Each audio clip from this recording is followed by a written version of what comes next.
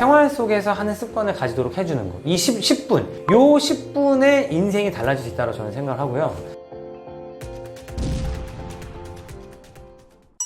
아무리 문제를 많이 풀어도 수학 실력이 늘지 않는 이유는 무엇인가요? 문제집만 풀어도 수학이 늘지 않는 이유는 딱 두 가지가 명확하게 있는데, 첫 번째는 뭐냐면 수학 실력이 안 좋아도 문제집은 풀 수 있기 때문이죠. 왜냐면 문제집은 대부분 어떻게 돼 있냐면 단원별로 문제가 나와 있죠. 단원별로 문제가 나와 있어요. 그러면 이 단원에서는 내가 지수법칙을 배우는 단원이야. 그러면 지수법칙을 써야 되는구나를 알고 문제를 풀어요. 게다가 유형 1, 그 밑에 문제 있죠. 그러면 유형 1을 참고해서 문제를 풀면 돼요. 그 뒤에 뭐 단원평가 있지만 그래도 그 앞에서 봤던 문제고 풀 수 있거든요. 근데 아이들은 그렇게 풀면 문제 다 풀어요, 사실은. 근데 이제 문제 확 섞어놨다. 그럼 이제 아이들이 이게 도대체 뭘 써먹어야 되는 거고 어떻게 활용해야 되는 거고 모르는 거죠. 그러니까 쉽게 얘기하면 문제집은 뭐 문제집 만드시는 분들의 의도도 있겠죠. 근데 어쩔 수 없어요, 문제집 만드시는 분들은. 어쨌든 간에 이 유형들을 접하게 만들어줘야 되는 거기 때문에, 그러니까 수학을 잘 못해도 풀 수 있게 만들어준 거예요. 문제집을 푼다고 해서 수학 실력이 늘지 않는 두 번째 이유는 뭐냐면, 이게 똑같은 유형을 풀수록 우리는 이 문제에 대한 어떤 이게 실력이 는다고 생각을 하잖아요. 근데 문제는 뭐냐면은 유형이 없는 문제를 풀어야 상위권이 되거든요. 유형이 없는 문제를 풀어야 상위권이 되는데, 이 문제집은 유형을 계속 테스트를 해준단 말이에요.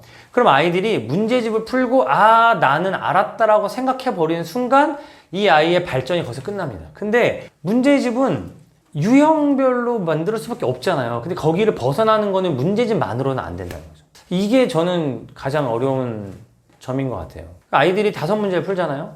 유형 문제 1, 2, 3, 4, 5번을 풀어요. 그러면 엄마들이 생각하시기에는 1번을 어려워하고 2번, 3번, 4번을 점점 잘 풀다가 5번은 식은 죽 먹기로 풀 것 같죠. 근데 아이들은 똑같은 문제 5번 풀리잖아요. 첫 번째 잘 풀어요. 두 번째 잘 풀어요. 세 번째, 네 번째 가면 지루해서 이제 못 풀고, 5번째 가면 애가 손 놓고 이게 막 멍 때리고 있어요.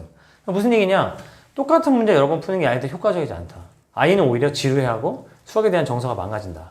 그리고 오히려 새로운 문제를 딱 접했을 때 이거 내가 본 적 없는 문제인데 하고 그냥 제끼게 된다. 저는 이게 가장 큰 약간 한계점? 문제집은 풀어야 되지만 이 두 가지 문제가 남아있다라고 생각합니다. 수학을 잘하는 아이들이 초등학생 때 꼭 하는 것이 있을까요? 우리 축구 만화 보잖아요. 축구 만화 보면 축구 천재들 막 나오죠. 생각해보세요. 축구 천재가 만화 영화 나왔어요. 걔네들은 어떻게 하고 다니나요? 축구 천재들은 축구공 항상 들고 다니잖아요. 길거리에서 축구공 차고 다니고, 기억나실 거예요. 이렇게 막 축구 오는데 갖고 다니고 이렇게 발로 툭툭 차고 다니고, 이런 것들이 있는 아이를 내가 길거리를 다니면서 축구공 갖고 다니는 애를 어떻게 이기겠어요? 내가 아무리 축구 수업 시간에 집중을 하고 아무리 축구 학원에 가가지고 열심히 학원을 뛴다고 한들 내가 길거리에서 축구공을 갖고 다니면서 이렇게 다루는 애를 이길 수는 없잖아요. 우리가 생각한 축구 천재 이미지는 그런 거죠. 수학 잘하는 애들은 아까 문제집 얘기했는데, 문제집과 어떤 그런 수학에 국한되지 않고 생활에 있는 현상들을 수학으로 받아들인다는 거죠. 이게 되게 거창한 것 같고 되게 막 어려운 것 같잖아요. 그게 아니라고 저는 생각하는 겁니다. 뭐냐면 관점의 문제인데, 내가 식당에 딱 들어갔어요. 식당에 들어갔을 때 이 식당은 하루에 몇 명의 손님이 올까 추정해보는 거죠. 지금 내가 한 30분 앉아 있었는데 손님이 30명 정도 있었어. 그러면 30분 단위로 30명이 있으니까 1시간이면 60명이겠네.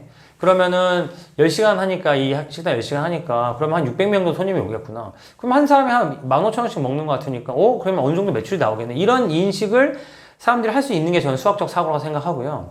이런 것들은 스킬 이전의 관점이기 때문에 누군가 길러주면 돼요. 이런 관점을 가지고 있다는 거죠. 제가 자주 말씀드리는 게 자동차 번호판 봤는데, 자동차 번호판을 보고 수학 잘하는 사람 중에 자동차 번호판을 보고 나는 숫자에 대해 생각했다 이렇게 말하지 않는 사람 진짜 한 명도 없어요. 누가 짜거나 알려준 것도 아니거든요. 다 똑같은 얘기 합니다. 근데 자동차 번호판을 보고 내가 수학에 대해서 생각을 하느냐, 그 다음에 내가 어디 갔을 때 이거를 수학적으로 계산해 보려는 어떤 트라이를 하느냐, 이게 완전히 다른 거죠. 이거는 천재성의 문제가 아니에요. 이거는 누군가 관점을 길러주면 됩니다. 이거는 정말 명확한 차이점이다 라고 말씀드릴 수 있죠.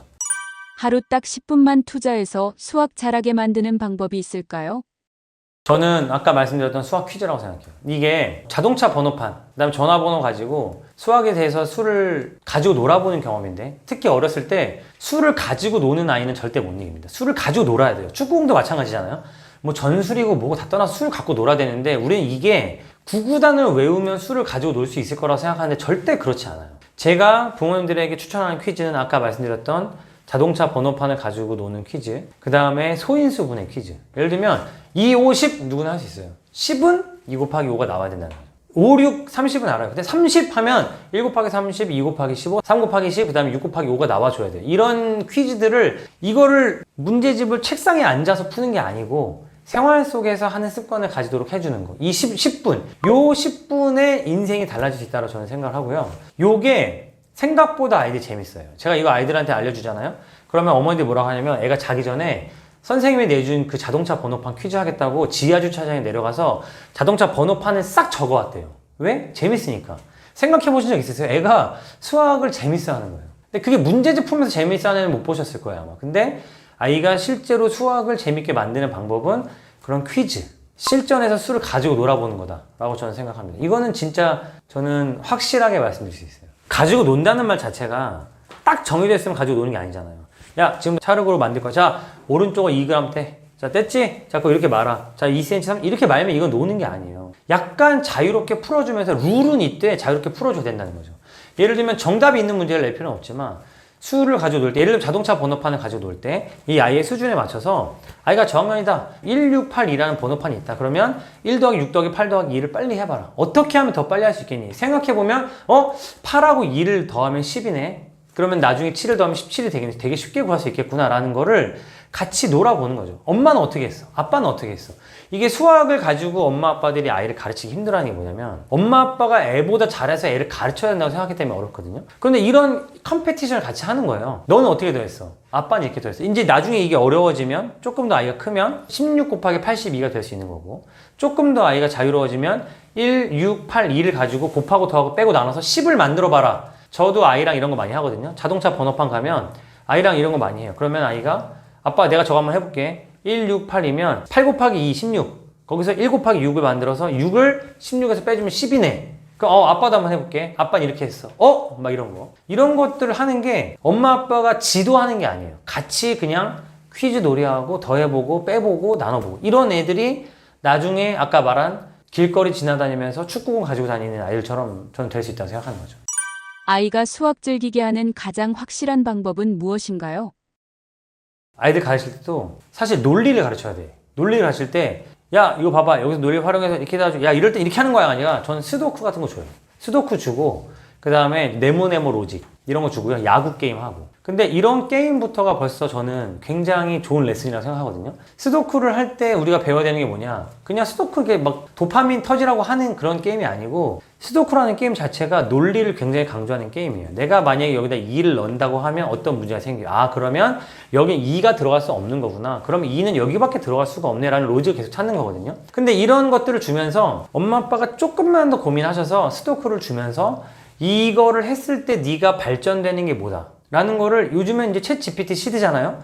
얼마든지 검색하실 수 있고 찾아볼 수 있다고 생각합니다. 그래서 이거에서 벗어나야 돼요. 수학은 문제집으로 빼는 거다 라는 관점에서 조금만 벗어나시면 진짜 특히 초등학교 저학년 때는 할 수 있는 게 엄청 많아집니다. 어제 아이들 모아놓고 어떤 수업을 했냐면 초등학교 아이들한테 무한 등비 급수를 알려줬어요. 무한 등비 급수는 초등학교 2학년, 3학년이 문제가 아니고 고등학교 2학년 과정이거든요. 근데 제가 아이들한테 어떻게 알려줬냐면 자, 2분의 1 더하기 4분의 1 더하기 8분의 1 더하기 16분의 1 더하기 32분의 1 이렇게 쭉 하면 1이 된다는 걸 알려주기 위해서 선생님이랑 너랑 피자를 같이 먹기로 했어. 근데 피자를 반 나눠 먹었다? 근데 선생님이 안 오는 거야. 네가 반을 먹었어. 근데 선생님이 또 안 오는 거야. 그 나머지 반을 먹었어. 선생님 또 안 오는 거야. 네가 나머지 반을 또 먹었다? 선생님 또 안 오는 거야. 네가 나머지 반을 또 먹었어. 이걸 계속 하다 보니까 피자가 다 없어졌네? 넌 얼마큼 먹은 거야? 그럼 얘가 막 헷갈려요. 이게 뭐지? 근데 결론은 뭐냐면 자기가 다 먹은 거거든요. 그러면 이거를 식으로 바꿔보면 2분의 1 더하기 4분의 1 더하기 8분의 1 더하기 16분의 1은 얼마다? 1이다. 이걸 이제 3명으로 확장하고 4명으로 확장하고. 지금 제가 말씀드린 거는 아마 저니까 만들어낼 수 있는 퀴즈일 수 있죠. 하지만 저 같은 사람이 이런 퀴즈를 계속 만들어내고 있잖아요. 애들이 얼마나 좋아하는지 몰라요. 초등학생인데. 이런 루트를 문제집 선정하고 막 문제집 앉아서 감독하는 시간을 조금만 더 에너지를 분산시키셔서 이런 퀴즈를 찾고 이런 활동들을 찾으시면 훨씬 원활해진다라고 저는 생각합니다.